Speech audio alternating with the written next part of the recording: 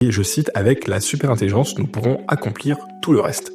Malgré l'immensité possible, Altman plaide sur une approche mesurée. Le meilleur moyen de rendre un système d'IA est de déployer progressivement en apprenant de l'expérience et en adaptant la technologie. Cette méthodologie reflète son engagement à maximiser les bénéfices tout en minimisant les risques, en gardant à l'esprit qu'OpenAI n'est pas une entreprise normale, mais une organisation guidée par une mission unique au service de l'humanité. Donc ça, c'est un peu sa vision.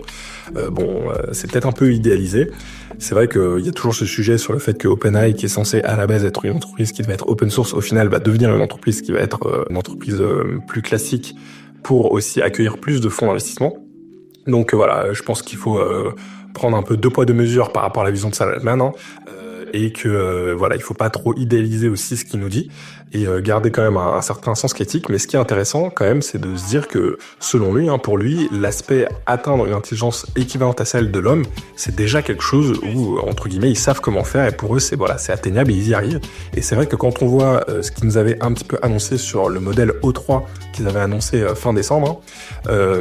avec quelques exemples, et qu'on voit ce que peut faire ce modèle, on se rend compte qu'effectivement on commence à se rapprocher très dangereusement, j'ai envie de dire, d'une intelligence artificielle qui a une intelligence similaire à celle de l'homme, même si c'est toujours très compliqué à comparer et qu'au final, bon, ça va être dans certains domaines précis et